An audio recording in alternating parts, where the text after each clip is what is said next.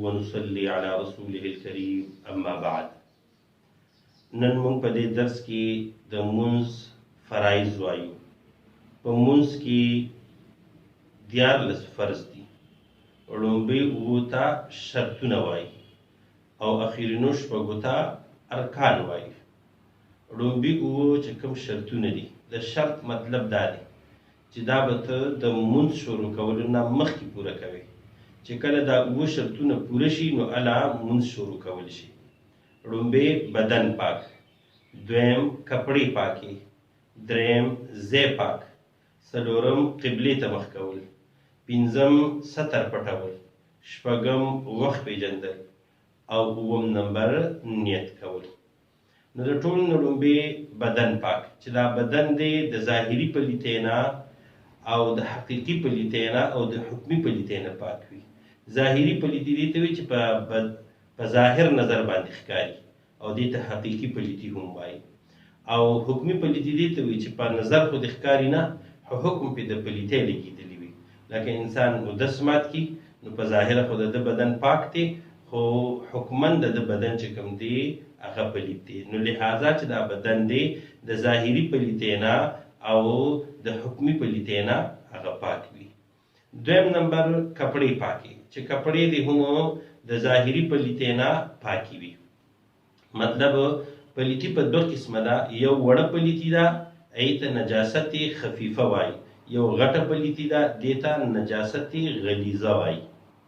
نو وړه پلیتی چې د کپړو 4مه برخه نه کم، د کپړو د 4مې برخې نه کم پلیت وي نو منځ ورسره کېږي. که 4مه برخه پلیته وه یا د 4مې برخې نه زیاتې کپړې پلیتې وي، نو که وړه پلیتې وي نو په هغې سره هم منځ بیا نه کېږي. او که چېرې بالفرض دا غټه پلیتې وي، لکه وینه لګېدلې وي یا اودس ماتې لګېدلې وي، نو دا چې د دې ورغوي برابر وي یا د دې نه زیات وي نو منځ نه کېږي. چې د ورغوي مقدار نه کم وي نو بیا منځ کېږي. یا زموږ په پاکستان کې نن سبا چې د 5 روپو کومه سکه ده، که د دې برابر وي نو منځ نه کېږي، یا د دې نه زیات وي بیا منځ نه کېږي. که د دې نه کم وي نو منځ کېږي. دغه حساب ځای پاک، چې په کوم ځای باندې ته منځ کوې نو چې هغه ځای هم پاک وي د هر قسم پلیتۍ نه، د وړه پلیتۍ نه او د غټې پلیتۍ نه. البته دې کې دومره مسله ده، یو ځای دی چې په هغې باندې بالفرض ماشوم اودس ماتې کړی دی، هغه پاک شوی دی، هغه اوچ شوی دی او د هغې اثر چې کوم دی هغه رنګ بو دغه نه محسوسیږي. نو لحاظه که د دې د پاسه جانماز واچولی شي نو بیا پې منځ کېږي. کارپېټ پلیت شوي وي، هغه اوچ شوي وي او ظاهري د حساب پلیتي پې نه ښکاري، نو د هغې د پاسه که جانماز واچولی شي نو منځ پې کېږي. نو چې په کوم ځای کې انسان منځ کوي نو هغه ځای هم پاک ضروري دی. د حساب قبلې ته مخ کول، قبلې ته مخ کولو دا هم د منځ لپاره شرط دی. البته انسان یو ځای ته لاړ شي او هلته کې ده ته د قبلې پته نه لګېږي، نو دی به که څوک وي خو د هغه نه به پوښتنه وکړي، که څوک نه دی به خپل سوچ فکر وکړي او د خپل سوچ فکر مطابق د ده په ذهن کې چې کوم طرف د قبلې وګرځېدلو هغه طرف ته به دی مخ کړي او منځ به ادا کړي. دغه حساب چې کوم دی ستر پټول، ستر پټول د نارینه دپاره د نوم نه واخله تر زنګونانو پورې دا چې کوم دی دا ستر دی. د نوم نه واخله تر زنګونه پورې دا ستر دی. دی به دا خامخا پټوي، که دا ښکاره شي نو منځ نه کېږي.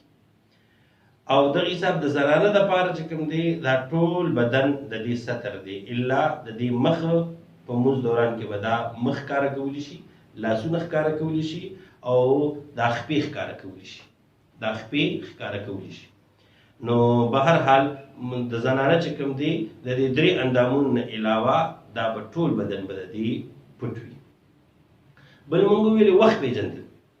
وخت پیژندل دا هم ضروري دي چې د سهار منځ کې نو چې ته د سهار منځ ادا کړې، د حساب د غرمې په وخت کې د غرمې منځ ادا کړې، د مازدیګر په وخت کې د مازدیګر منځ ادا کړې. او دا هم پیژندل ضروري دي چې آیا دا وخت د منځ دپاره روا دی او که ناروا دی. 3 وختونو کې منځ نه کېږي. کوم وخت کې چې نور راخیږي منځ نه کېږي، کوم وخت کې چې نور پروزي نو هغه وخت کې مونځ نه کیږي. او کله چې د انور په نیمه اسمان باندې شي، زوال ټایم شي یا نصف النهار مرتوي، چې کله دغه وخت شي نو په دغه وخت کې هم مونځ نه کیږي. بل نیت کول دي. نیت کول د زړه ارادې ته وایي چې ستا په زړه کې دومره وي چې زه دا مونځ کوم. کله کله یو انسان اسواسي وي او هغه چې کوم دی نیت تړي، نو مختلف قسم الفاظ وي، خو د هغه نیت نه ختمیږي. نو ګوري چې کله یو انسان اودس وکړلو او هغه د کور نه مانځه دپاره را روان شلو، هغه ته دا پتې چې زه دې وخت کې د غرمې مونځ کوم، بس دا د نیت دی. په خولې د داسې کس ویل، داسې کس دپاره په خولې ویل ضروري نه دي، د ده د زړه نیت هم کافي دی. البته که یو کس په ژبه باندې نیت وویو نو دا ډېره بهتره خبره ده، خو اصل کې نیت چې کوم دی هغه د زړه دی. نو دا 7 شرطونه شول د مونځ دپاره. اوس 6 ارکان دي. د ارکانو مطلب دا چې دا ته په مونځ کې دننه ادا کیږي. لومبی تکبیر تحریمه، یعنی هغه تکبیر چې هغه نور حلال کارونه هم در باندې حرام کی. په مونځ کې چې کوم دی اخوا دېخوا کتل دا حرام دي، نشي کتلی. خوراک پکې نشي کولی، خبرې پکې نشي کولی. حالان کې دا 3 وړه کارونه حلال دي، خو چې کله ته الله اکبر وویلې نو اوس در باندې دا ټول کارونه حرام شول. اوس به چې کوم دی فقط ته به مونځ ادا کړي. نو لومبی چې کوم دی تکبیر تحریمه، الله اکبر، دې ته تکبیر تحریمه وایي. غوږونه له لاس وړل چې کوم دی دا سنت دی. نو به هر حال تکبیر تحریمه ویل. او دویم نمبر چې کوم دی قرائت کول، یعنی قرآن مجید لوستل. دریم نمبر قیام کول. 4م نمبر رکوع کول. 5م نمبر سجدې کول. او 6م نمبر اخیری قعده. نو ټول نه لومبی چې کوم دی تکبیر تحریمه، د هغې وضاحت موږ وکړلو. دویم نمبر قیام. قیام چې کوم دی په ولاړه باندې مونځ کولو ته قیام وایي. دا قیام په فرض مونځ کې، په فرض مونځ کې دا فرض دی، او په نفلي مونځونو کې سنت دی. نفل مونځ کې چې کوم دی 12 سنت دی. کله کله خلک خپل منځ کې چې کوم دی هغه دونی وایي، نو وایي چې یاره داسې کوم یو مونځ دی چې په هغې کې 12 فرض دي، نو هغه د نفل مونځ دی. په نفل مونځ کې 12 فرض دي او په دې نورو مونځونو کې 14 فرض دي. په نفل مونځ کې چې کوم دی قیام دا ضروري نه دی، دا رکن نه دی.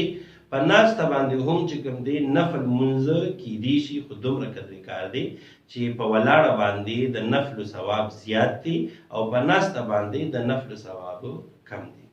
کله کله یو انسان وي هغه روغ رمټ وي خو په ناسته باندې مونځ کوي. نو یاد ساتئ ګورې فرض مونځ بغیر عذره په ناسته باندې نه کیږي. دغه حساب چې کوم دی قرائت کول. قرائت معنا قرآن پاک لوستل. قرآن پاک لوستلو نه بغیر هم مونځ نه کیږي. بل رکوع کول. رکوع کول چې کوم دی داسې ټیټېدل د رکوع دپاره دا فرض دي. او تسبیحات ویل پکې سبحان ربي العظیم 3 ځلې یا 5 ځلې یا 7 ځلې چې څو ځلې انسان ویلی شي، تاک عدد به وایي، دغه پکې سنت دي. خو د رکوع دپاره ټیټېدل رکوع کول دا فرض دي. او 5م نمبر چې کوم دی هغه سجده کول.